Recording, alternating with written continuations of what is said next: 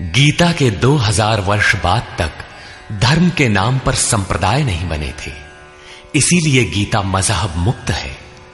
उस समय विश्व मनीषा में एक ही शास्त्र गूंज रहा था, उपनिषद सार गीता, मोक्ष और समृद्धि का स्रोत गीता। शास्त्र पढ़ने की अपेक्षा उसका श्रवण अधिक लाभदायक है, क्योंकि उच्चारण की शुद्धता इत्यादि में एकाग्रता बंट जाती है। इसीलिए सरल भाषा में रूपांतरित यथार्थ गीता की ये कैसेट आपकी सेवा में प्रस्तुत है। इनके श्रवण से बच्चे बच्चे में, पास पड़ोस में परमात्मा के शुभ संस्कारों का संचार होगा। आपके घर आंगन का वायुमंडल भी तपोभूमि सा सुरभित हो उठेगा।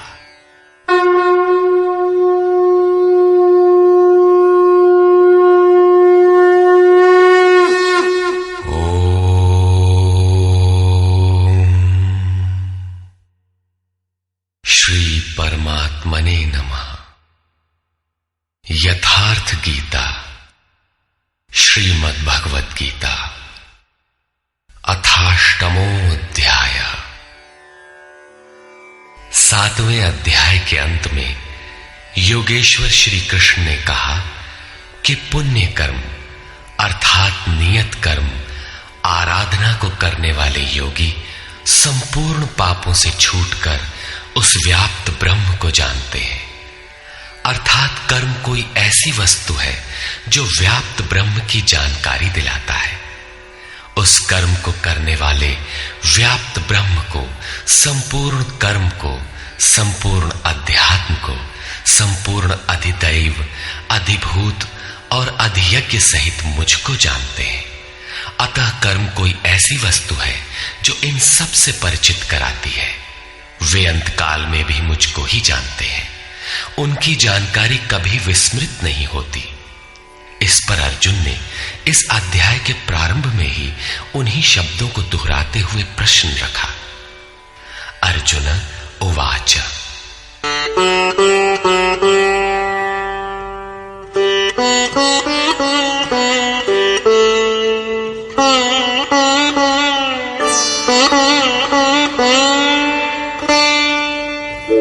किं तद्ब्रह्म किमध्यात्मम् किं कर्म पुरुषोत्तम अधिभूतं च किं प्रोक्तम् अधिदैवं किमुच्यते।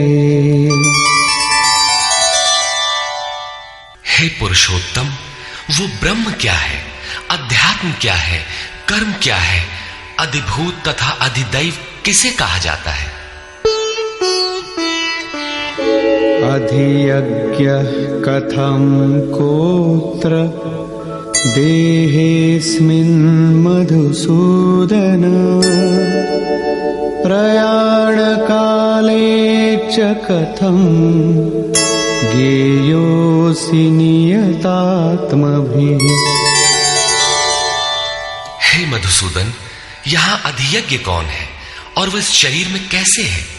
सिद्ध है कि अधियज्ञ अर्थात यज्ञ का अधिष्ठाता कोई ऐसा पुरुष है जो मनुष्य शरीर के आधार वाला है। समाहित चित्त वाले पुरुषों द्वारा अंत समय में आप किस प्रकार जानने में आते हैं? इन 7 प्रश्नों का क्रम से निर्णय देने के लिए योगेश्वर श्री कृष्ण बोले। श्री भगवान उवाच।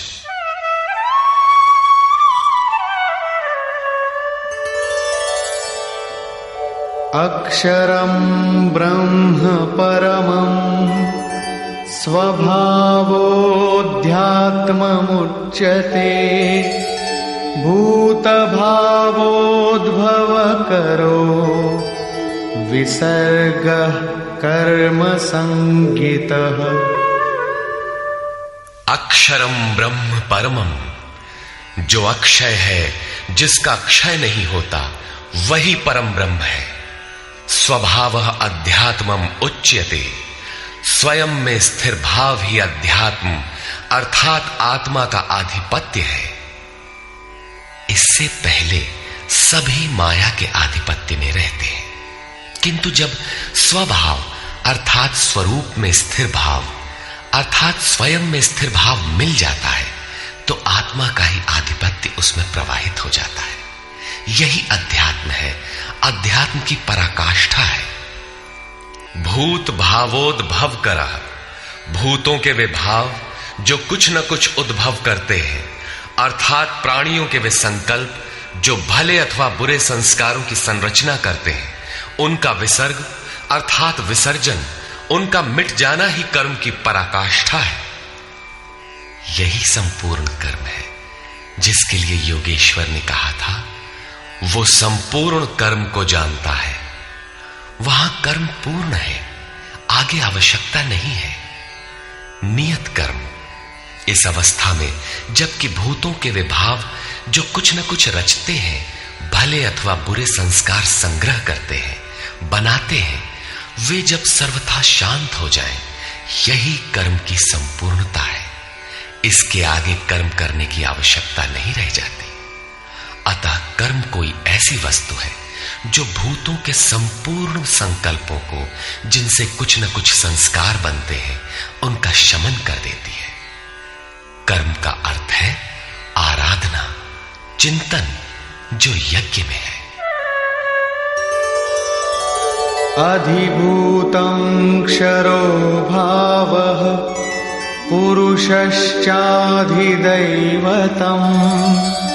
अधियज्ञोऽहमेवात्र देहे देहभृतां वर। जब तक अक्षय भाव नहीं मिलता तब तक नष्ट होने वाले संपूर्ण क्षर भाव अधिभूत अर्थात भूतों के अधिष्ठान है। वही भूतों की उत्पत्ति के कारण है। पुरुषः च अधिदैवतम, और प्रकृति से परे जो परम पुरुष है वही अधिदैव अर्थात संपूर्ण देवों, दैवी संपद का अधिष्ठाता है। दैवी संपद उसी परम देव में विलय हो जाती है। देहधारियों में श्रेष्ठ अर्जुन, इस मनुष्य तन में मैं ही अधियज्ञ अर्थात यज्ञों का अधिष्ठाता हूं।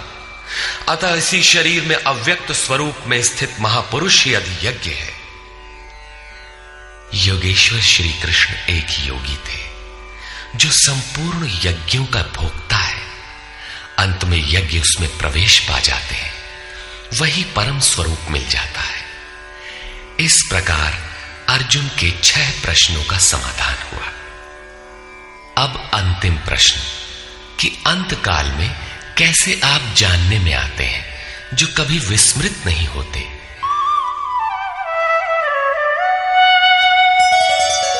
अंतकाले च मामेव स्मरन् मुक्त्वा कलेवरम् यः प्रयाति समद्भावम् याति नास्त्यत्र संशयः।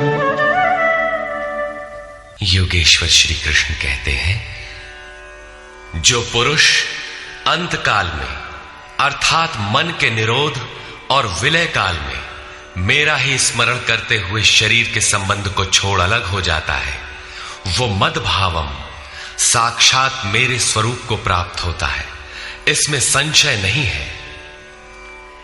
शरीर का निधन शुद्ध अंतकाल नहीं है। मरने के बाद भी शरीरों का क्रम पीछे लगा रहता है। संचित संस्कारों की सतह के मिट जाने के साथ ही मन का निरोध हो जाता है, और वो मन भी जब विलय हो जाता है तो वहीं पर अंतकाल है, जिसके बाद शरीर धारण नहीं करना पड़ता। ये क्रियात्मक है, केवल कहने से वार्ता क्रम से समझ में नहीं आता। जब तक वस्त्रों की तरह शरीर का परिवर्तन हो रहा है तब तक शरीरों का अंत कहां हुआ। मन के निरोध और निरुद्ध मन के भी विलय काल में जीते जी शरीर के संबंधों का विच्छेद हो जाता है। यदि मरने के बाद ही यह स्थिति मिलती तो श्री कृष्ण भी पूर्ण नहीं होते। उन्होंने कहा कि अनेक जन्म के अभ्यास से प्राप्ति वाला ज्ञानी साक्षात मेरा स्वरूप है। मैं वह हूं और वह मुझ में है। लेश मात्र भी उसमें और मुझ में अंतर नहीं है। यह जीते जी प्राप्ति है। जब फिर कभी शरीर न मिले वही शरीरों का अंत है। ये तो वास्तविक शरीरांत का चित्रण हुआ, जिसके पश्चात जन्म नहीं लेना पड़ता है।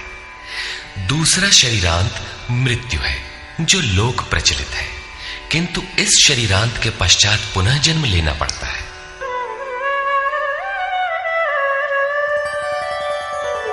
यं यं वापि स्मरन् भावं त्यजत्यन्ते कलेवरम् तं तमेवैति कौन्तेय सदा तद्भावभावितः।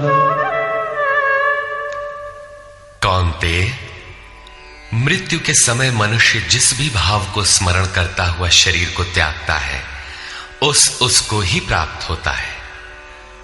तब तो बड़ा सस्ता सौदा है। आजीवन मौज करें, मरने लगे तो भगवान का स्मरण कर लेंगे।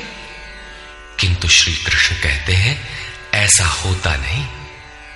सदा तद्भाव भावितः, उस ही भाव का चिंतन कर पाता है जैसा जीवन भर किया है। वही विचार बरबस आ जाता है जिसका जीवन भर अभ्यास किया गया है, अन्यथा नहीं हो पाता। तस्मात् सर्वेषु कालेषु मामनुस्मर युध्य च मय्यर्पितमनो बुद्धिः मामे वैश्यस्य संशयम्। इसलिए अर्जुन, तू हर समय मेरा स्मरण कर और युद्ध कर। मुझ में अर्पित मन और बुद्धि से युक्त होकर तो निसंदेह मुझे ही प्राप्त होगा। निरंतर चिंतन और युद्ध एक साथ कैसे संभव है? हो सकता है कि निरंतर चिंतन और युद्ध का यही स्वरूप हो कि जय कन्हैया लाल की, जय भगवान की कहते रहें और बाण चलाते रहें। किंतु स्मरण का स्वरूप अगले श्लोक में स्पष्ट करते हुए योगेश्वर कहते हैं,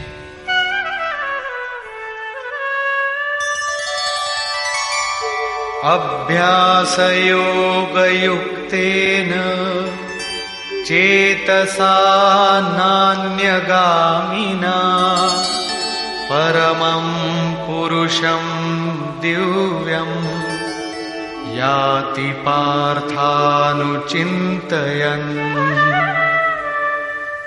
हे पार्थ, उस स्मरण के लिए योग के अभ्यास से युक्त हुआ, अर्थात मेरा चिंतन और योग का अभ्यास पर्याय है। मेरे सिवाय दूसरी ओर न जाने वाले चित्त से निरंतर चिंतन करने वाला परम प्रकाश स्वरूप दिव्य पुरुष अर्थात परमात्मा को प्राप्त होता है। मान लीजिए कि ये पेंसिल भगवान है, तो इसके सिवाय अन्य किसी वस्तु का स्मरण नहीं आना चाहिए। इसके अगल बगल आपको पुस्तक दिखाई पड़ती है या अन्य कुछ भी, तो आपका स्मरण खंडित हो गया। स्मरण जब इतना सूक्ष्म है कि इष्ट के अतिरिक्त दूसरी वस्तु का स्मरण भी ना हो, मन में तरंगे भी ना आए, तो स्मरण और युद्ध दोनों एक साथ कैसे होंगे? वस्तुतः जब आप चित्त को सब ओर से समेटकर अपने एक आराध्य के स्मरण में प्रवृत्त होंगे, तो उस समय मायिक प्रवृत्तियां काम क्रोध राग द्वेष बाधा के रूप में सामने प्रकट ही है। आप स्मरण करेंगे किंतु वे आपके अंदर उद्वेग पैदा करेंगे। आपका मन स्मरण से चलायमान करना चाहेंगे। इन बाह्य प्रवृत्तियों का पार पाना ही युद्ध है। निरंतर चिंतन द्वारा ही इनका अंत किया जाता है। इसलिए निरंतर चिंतन के साथ ही युद्ध संभव है। गीता का एक भी श्लोक बाह्य मारकाट का समर्थन नहीं करता। चिंतन किसका करें, इस पर कहते हैं, कविं पुराणमनुशासितारम् अणोरणीयां समनुस्मरेद्यः सर्वस्य धातारमचिन्त्य रूपम् आदित्य दैत्यवर्णं तमस परस्तात्। उस युद्ध के साथ वो पुरुष सर्वज्ञ, अनादि, सबके नियंता, सूक्ष्म से भी अति सूक्ष्म, सबके धारण पोषण करने वाले किंतु अचिंत्य, अर्थात जब तक चित्त और चित्त की लहर है तब तक वो दिखाई नहीं देता। चित्त के निरोध और विलय काल में ही जो विदित होता है, नित्य प्रकाश स्वरूप और अविद्या से परे उस परमात्मा का स्मरण करता है। पीछे बताया मेरा चिंतन करता है, यहां कहते हैं परमात्मा का। अतः उस परमात्मा के चिंतन अर्थात ध्यान का माध्यम तत्व स्थित महापुरुष है। इसी क्रम में प्रयाण काले मनसाचलेन भक्त्या युक्तो योग बलेन चैव भ्रुवोर्मध्ये प्राणमावेश्य सम्यक् सतं परं पुरुषमुपैति दिव्यम्।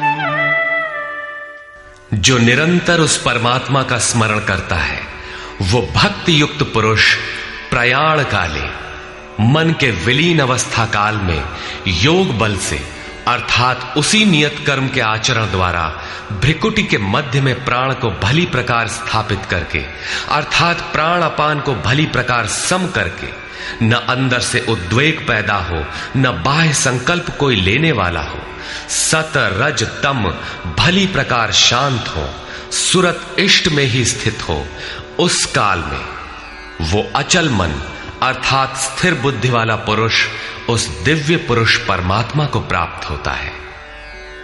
सतत स्मरणीय है कि उसी एक परमात्मा की प्राप्ति का विधान योग है। उसके लिए नियत क्रिया का आचरण ही योग क्रिया है, जिसका सविस्तार वर्णन योगेश्वर ने 4वें व 6वें अध्याय में किया है। अभी उन्होंने कहा निरंतर मेरा ही स्मरण कर। कैसे करें? तो इसी योग धारणा में स्थिर रहते हुए करना है। ऐसा करने वाला दिव्य पुरुष को ही प्राप्त होता है, जो कभी विस्मृत नहीं होता। यहां इस प्रश्न का समाधान हुआ कि आप प्रयाण काल में किस प्रकार जानने में आते हैं। पाने योग्य पद का चित्रण देखें, जो गीता में स्थान स्थान पर आया है।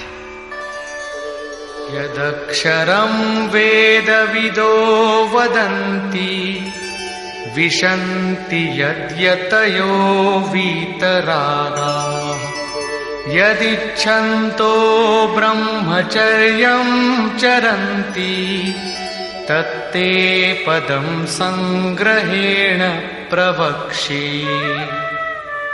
वेदविद अर्थात अविदित तत्व को प्रत्यक्ष जानने वाले लोग जिस परम पद को अक्षरम अक्षय कहते हैं, वीतराग महात्मा जिसमें प्रवेश के लिए यत्नशील रहते हैं, जिस परम पद को चाहने वाले ब्रह्मचर्य का पालन करते हैं। ब्रह्मचर्य का अर्थ जननेन्द्रिय मात्र का निरोध नहीं, बल्कि ब्रह्म आचरति सब ब्रह्मचारी, बाह्य स्पर्शों को मन से त्याग कर ब्रह्म का निरंतर चिंतन स्मरण ही ब्रह्मचर्य है। जो ब्रह्म का दर्शन करा उसी में स्थान दिला शांत हो जाता है। इस आचरण से इंद्रिय संयम ही नहीं बल्कि सकलेंद्रिय संयम स्वतः हो जाता है। इस प्रकार जो ब्रह्मचर्य का आचरण करते हैं, जो हृदय में संग्रह करने योग्य है, धारण करने योग्य है, उस पद को मैं तेरे लिए कहूंगा। वो पद है क्या? कैसे पाया जाता है? इस पर योगेश्वर श्री कृष्ण कहते हैं, सर्वद्वाराणि संयम्य मनोहृदि निरुध्य च मूर्ध्याधायात्मनः प्राणम् आस्थितो योगधारणा।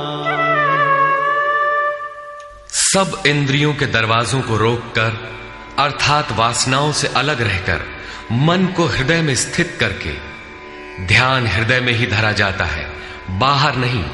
पूजा बाहर नहीं होती।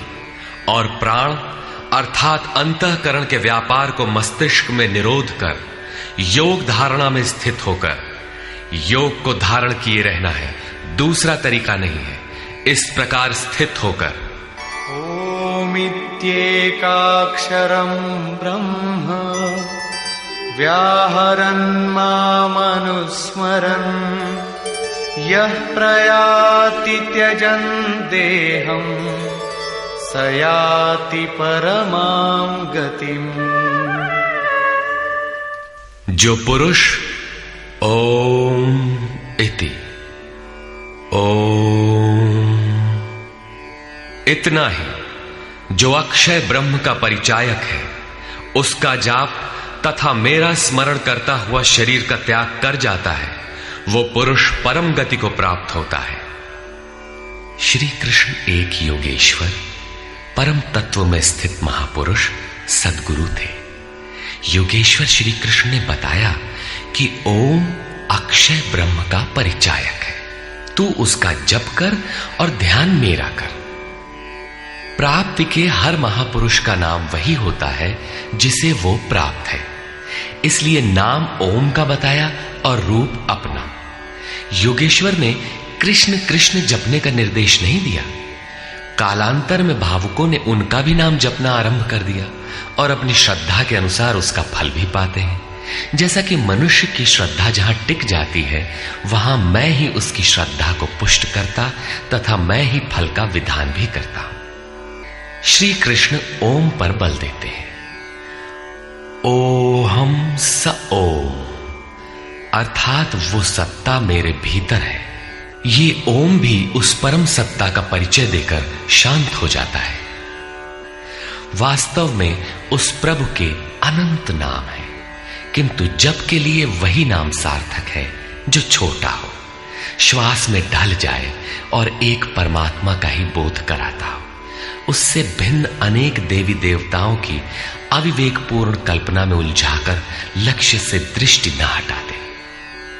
प्रारंभिक साधक नाम तो जपते हैं, किंतु महापुरुष के स्वरूप का ध्यान करने में हिचकते हैं। वे अपनी अर्जित मान्यताओं का पूर्वाग्रह छोड़ नहीं पाते। वे किसी अन्य देवता का ध्यान करते हैं जिसका योगेश्वर श्री कृष्ण ने निषेध किया है। अतः पूर्ण समर्पण के साथ किसी अनुभवी महापुरुष की शरण लें। पुण्य पुरुषार्थ सबल होते ही कुतर्कों का शमन और यथार्थ क्रिया में प्रवेश मिल जाएगा। योगेश्वर श्री कृष्ण के अनुसार इस प्रकार ओम के जप और परमात्म स्वरूप सद्गुरु के स्वरूप का निरंतर स्मरण करने से मन का निरोध और विलय हो जाता है और उसी क्षण शरीर के संबंध का त्याग हो जाता है। केवल मरने से शरीर पीछा नहीं छोड़ता। अनन्यचेता सततम यो मां स्मरति नित्यशः तस्याहं सुलभः पार्थ नित्ययुक्तस्य योगिनः। मेरे अतिरिक्त और कोई चित्त में है ही नहीं। उस अन्य किसी का चिंतन न करता हुआ अर्थात अनन्य चित्त से स्थिर हुआ जो अनवरत मेरा स्मरण करता है, उस नित्य मुझसे युक्त योगी के लिए मैं सुलभ हूं। आपके सुलभ होने से क्या मिलेगा? मामुपेत्य पुनर्जन्म दुःखालयमशाश्वतम् नाप्नुवन्ति महात्मानः संसिद्धिं परमां गताः। मुझे प्राप्त कर वे दुखों के स्थान स्वरूप क्षणभंगुर पुनर्जन्म को प्राप्त नहीं होते, बल्कि परम सिद्धि को प्राप्त होते हैं। अर्थात मुझे प्राप्त होना अथवा परम सिद्धि को प्राप्त होना एक ही बात है। केवल भगवान ही ऐसे हैं जिन्हें पाकर उस पुरुष का पुनर्जन्म नहीं होता। फिर पुनर्जन्म की सीमा कहां तक है? आब्रह्म भुवनाल्लोकाः पुनरावर्तिनोऽर्जुन मामुपेत्य तु कौन्तेय पुनर्जन्म न विद्यते। अर्जुन, ब्रह्मा से लेकर कीट पतंगादि सभी लोग पुनरावर्ती हैं, जन्म लेने और मरने तथा पुनः पुनः इसी क्रम में चलने वाले हैं। किंतु कौन्तेय, मुझे प्राप्त होकर उस पुरुष का पुनर्जन्म नहीं होता। धर्म ग्रंथों में लोक लोकांतरों की परिकल्पना ईश्वर पद की विभूतियों को बोध कराने के आंतरिक अनुभव या रूपक मात्र है। अंतरिक्ष में न तो कोई ऐसा गड्ढा है जहां कीड़े काटते हों और न ऐसे महल जिसे स्वर्ग कहा जाता हो। दैवी संपत्ति से युक्त पुरुष देवता और आसुरी संपत्ति से युक्त मनुष्य ही असुर है। श्री कृष्ण के ही सगे संबंधी कंस राक्षस और बाणासुर दैत्य थे। देव मानव तिर्यक योनियां ही विभिन्न लोक हैं। श्री कृष्ण के ही अनुसार ये जीवात्मा मन सहित पांचों इंद्रियों को लेकर जन्म जन्मांतर के संस्कारों के अनुरूप नया शरीर धारण कर लेता है।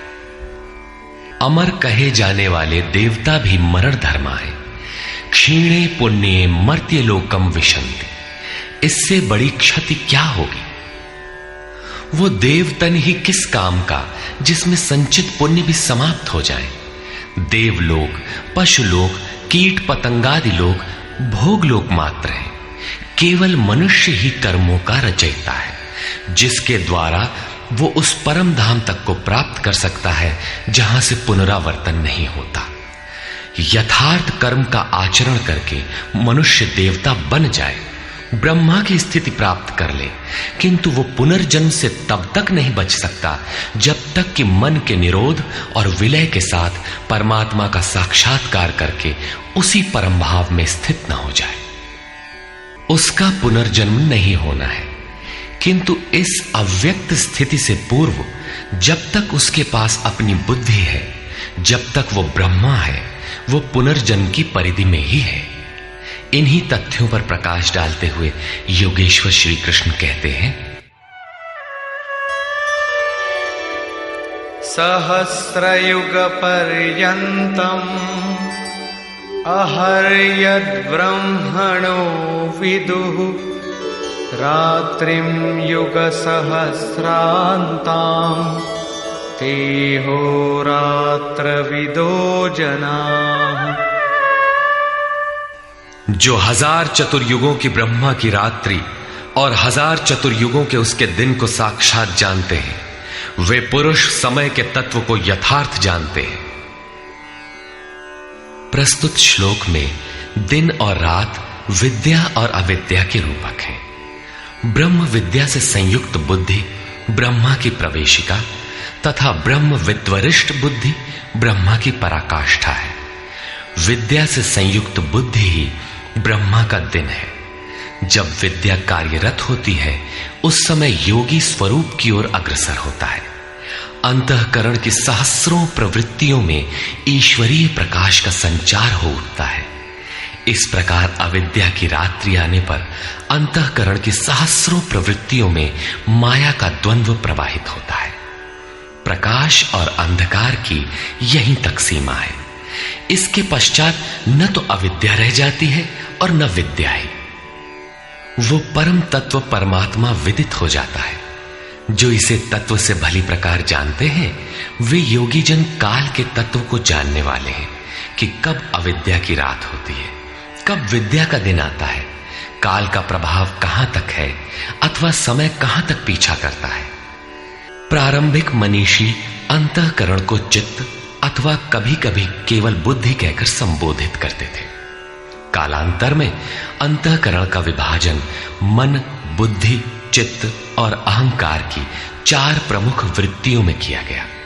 वैसे अंतःकरण की प्रवृत्तियां अनंत हैं। बुद्धि के अंतराल में ही अविद्या की रात्रि होती है और उसी बुद्धि में विद्या का दिन भी होता है। यही ब्रह्मा की रात्रि और दिन है। जगत रूपी रात्रि में सभी जीव अचेत पड़े हैं। प्रकृति में विचरण करती हुई उनकी बुद्धि उस प्रकाश स्वरूप को नहीं देख पाती, किंतु योग का आचरण करने वाले योगी इससे जग जाते हैं। वे स्वरूप की ओर बढ़ते हैं। जैसा कि गोस्वामी तुलसीदास ने रामचरितमानस में लिखा है, कबहु दिवस मह निबिड़तम, कबहुक प्रकट पतंग, बिन सई उपजई ज्ञान जिमि, पाई कुसंग सुसंग। विद्या से संयुक्त बुद्धि कुसंग पाकर अविद्या में परिणत हो जाती है। पुनः सुसंग से विद्या का संचार उसी बुद्धि में हो जाता है। ये उतार चढ़ाव पूर्ति पर्यंत लगा रहता है। पूर्ति के पश्चात न बुद्धि है न ब्रह्मा, न रात रहती है न दिन। यही ब्रह्मा के दिन रात का रूपक है। न हजारों साल की लंबी रात होती है, न हजारों चतुर्युग का दिन ही होता है, और न कहीं कोई चार मुंह वाला ब्रह्मा ही है। बुद्धि की उपर्युक्त चार क्रमिक अवस्थाएं ही ब्रह्मा के चार मुख और अंतःकरण की चार प्रमुख प्रवृत्तियां ही उनके चतुर्युग हैं। रात और दिन इन्हीं प्रवृत्तियों में होते हैं। जो पुरुष इसके भेद को तत्व से जानते हैं, वे योगी जन काल के भेद को जानते हैं कि काल कहां तक पीछा करता है और कौन पुरुष काल से भी अतीत हो जाता है। रात्रि और दिन, अविद्या और विद्या में होने वाले कार्य को योगेश्वर श्री कृष्ण स्पष्ट करते हैं।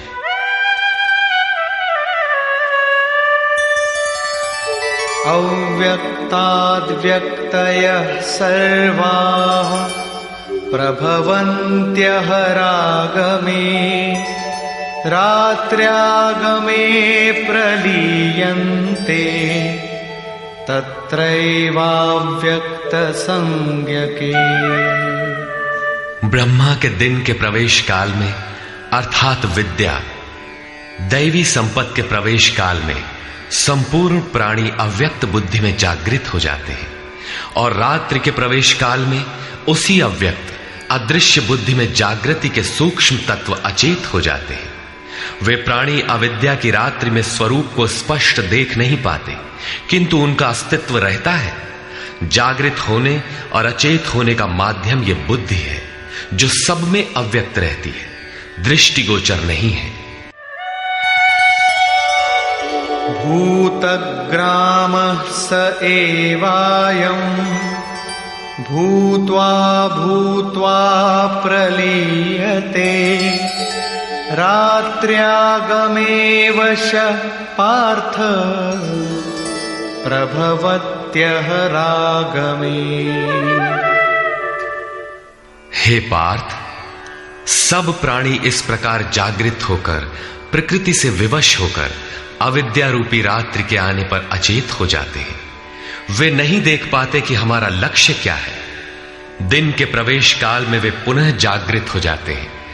जब तक बुद्धि है तब तक इसके अंतराल में विद्या और अविद्या का क्रम चलता रहता है, तब तक वो साधक ही है। परस्तस्मात्तु भावोऽन्यो, व्यक्तो व्यक्तात् सनातनः, यः सः सर्वेषु भूतेषु नश्यत्सु न विनश्यति। एक तो ब्रह्मा अर्थात बुद्धि अव्यक्त है, इंद्रियों से दिखाई नहीं पड़ती, और इससे भी परे सनातन अव्यक्त भाव है, जो भूतों के नष्ट होने पर भी नष्ट नहीं होता। अर्थात विद्या में सचेत और अविद्या में अचेत, दिन में उत्पन्न और रात्रि में विलीन भावों वाले अव्यक्त ब्रह्मा के भी मिट जाने पर वो सनातन अव्यक्त भाव मिलता है, जो नष्ट नहीं होता। बुद्धि में होने वाले उक्त दोनों उतार चढ़ाव जब मिट जाते हैं, तब सनातन अव्यक्त भाव मिलता है, जो मेरा परम धाम है।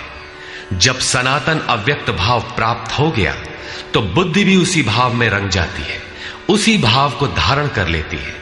इसलिए वो बुद्धि स्वयं तो मिट जाती है और उसके स्थान पर सनातन अव्यक्त भाव ही शेष बचता है।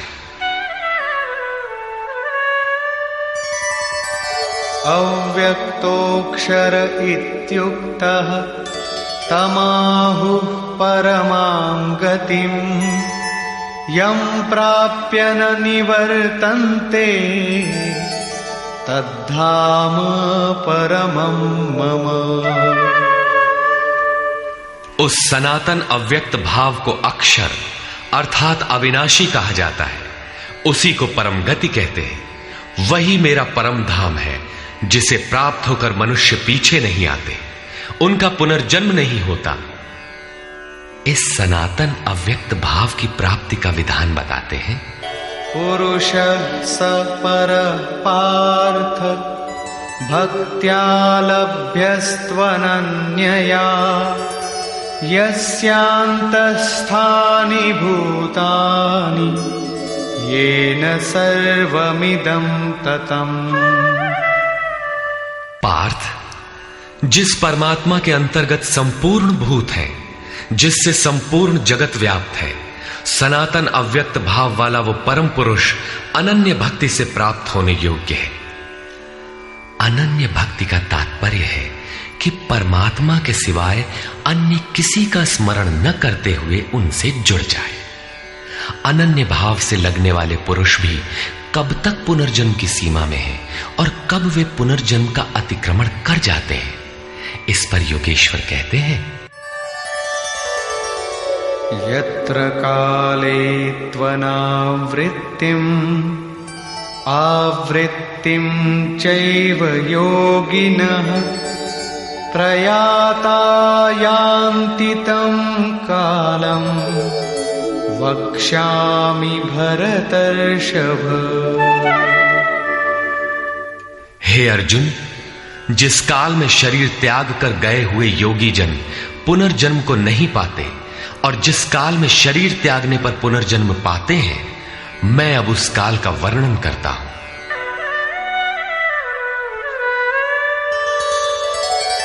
अग्निर्ज्योतिरः शुक्लः षण्मासा उत्तरायणम् तत्र प्रयाता गच्छन्ति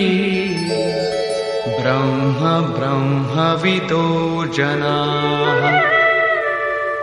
शरीर संबंध का त्याग करते समय जिसके समक्ष ज्योतिर्मय अग्नि जल रहा हो, दिन का प्रकाश फैला हो, सूर्य चमक रहा हो, शुक्ल पक्ष का चंद्र बढ़ रहा हो, उत्तरायण का निरभ्र और सुंदर आकाश हो, उस काल में प्रयाण करने वाले ब्रह्मवेत्ता योगी जन ब्रह्म को प्राप्त होते हैं।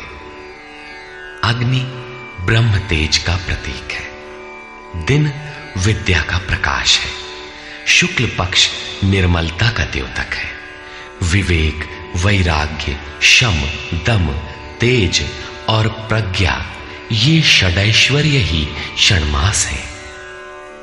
ऊर्ध्व रेता स्थिति ही उत्तरायण है। प्रकृति से सर्वथा परे इस अवस्था में जाने वाले ब्रह्मवेत्ता योगी जन ब्रह्म को प्राप्त होते हैं। उनका पुनर्जन्म नहीं होता, किंतु अनन्य चित्त से लगे हुए योगी जन यदि इस आलोक को प्राप्त नहीं कर पाए, जिनकी साधना अभी पूर्ण नहीं, उनका क्या होता है, इस पर कहते हैं। धूमो रात्रिस्तथा कृष्णः षण्मासा दक्षिणायनम् तत्र चान्द्रमसं ज्योतिः योगी प्राप्य निवर्तते। जिसके प्रयाण काल में धुआं फैल रहा हो, योगाग्नि हो। अग्नि यज्ञ प्रक्रिया में पाए जाने वाले अग्नि का स्वरूप है, किंतु धुएं से आच्छादित हो, अविद्या की रात्रि हो, अंधेरा हो, कृष्ण पक्ष का चंद्रमा क्षीण हो रहा हो, कालिमा का बाहुल्य हो, षड विकारों अर्थात काम, क्रोध, लोभ, मोह, मद और मत्सर से युक्त दक्षिणायन अर्थात बहिर्मुखी हो, जो परमात्मा के प्रवेश से अभी बाहर है, उस योगी को पुनः जन्म लेना पड़ता है। तो क्या शरीर के साथ उस योगी की साधना नष्ट हो जाती है? इस पर योगेश्वर श्री कृष्ण कहते हैं।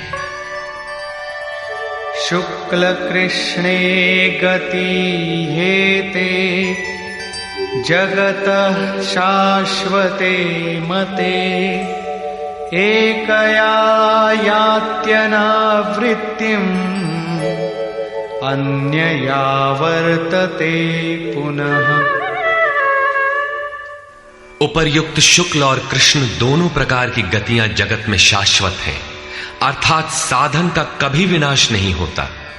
एक अर्थात शुक्ल अवस्था में प्रयाण करने वाला पीछे न आने वाली परम गति को प्राप्त होता है, और दूसरी अवस्था में जिसमें क्षीण प्रकाश तथा अभी कालिमा है, ऐसी अवस्था को गया हुआ पीछे लौटता है, जन्म लेता है। जब तक पूर्ण प्रकाश नहीं मिलता तब तक उसे भजन करना है। प्रश्न पूर्ण हुआ। अब इसके लिए साधन पर पुनः बल देते हैं।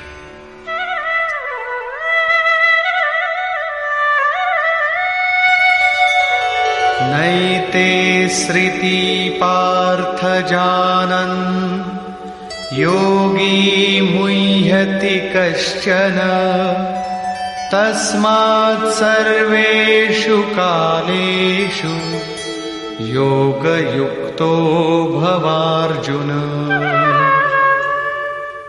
हे पार्थ, इस प्रकार इन मार्गों को जानकर कोई भी योगी मोहित नहीं होता।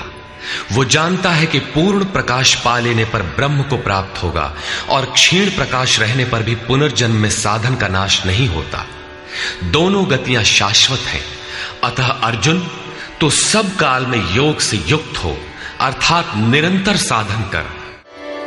वेदेषु यज्ञेषु तपस्सु चैव दानेषु यत् पुण्यफलं प्रदिष्टम् अत्येति तत्सर्वमिदं विदित्वा योगी परं स्थानमुपैति चाद्यम्।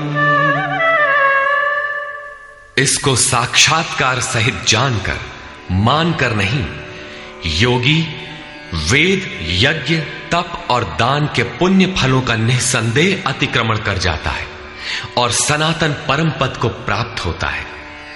अविदित परमात्मा की साक्षात जानकारी का नाम वेद है।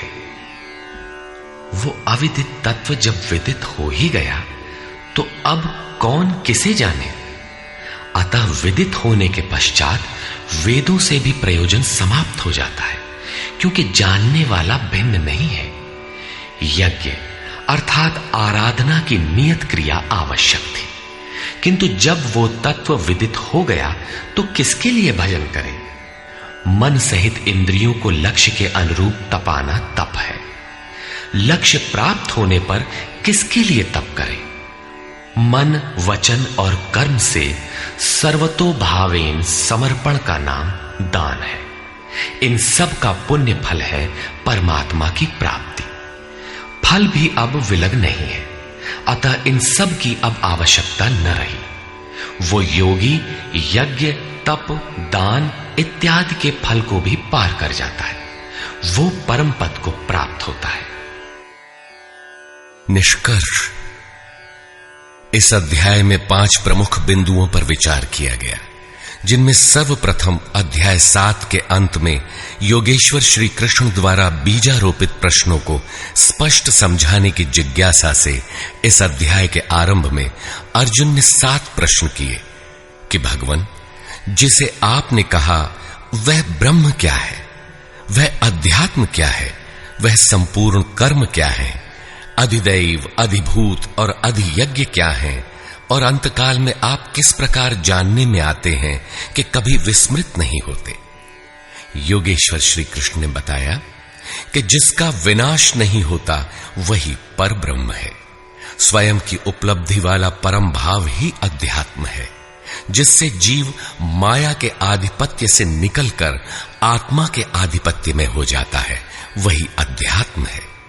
और भूतों के वे भाव जो शुभ अथवा अशुभ संस्कारों को उत्पन्न करते हैं, उन भावों का रुक जाना, विसर्ग, मिट जाना ही कर्म की संपूर्णता है। इसके आगे कर्म करने की आवश्यकता नहीं रह जाती। अतः कर्म कोई ऐसी वस्तु है जो संस्कारों के उद्गम को ही मिटा देता है। इसी प्रकार क्षर भाव अधिभूत हैं, अर्थात नष्ट होने वाले ही भूतों को उत्पन्न करने में माध्यम है। वे ही भूतों के अधिष्ठाता हैं। परम पुरुष ही अधिदैव है, उसमें दैवी संपद विलीन होती है। इस शरीर में अधियज्ञ मैं ही हूं, अर्थात जिसमें यज्ञ विलय होते हैं वह मैं हूं। यज्ञ का अधिष्ठाता हूं, वह मेरे स्वरूप को ही प्राप्त होता है, अर्थात श्री कृष्ण एक योगी थे। अधियज्ञ कोई ऐसा पुरुष है जो इस शरीर में रहता है, बाहर नहीं। अंतिम प्रश्न कि अंत समय में आप किस प्रकार जानने में आते हैं। उन्होंने बताया कि जो मेरा निरंतर स्मरण करते हैं, मेरे सिवाय किसी दूसरे विषय वस्तु का चिंतन नहीं आने देते और ऐसा करते हुए शरीर का संबंध त्याग देते हैं, वे मेरे साक्षात स्वरूप को प्राप्त होते हैं, जिसे अंत में ही वही प्राप्त रहता है।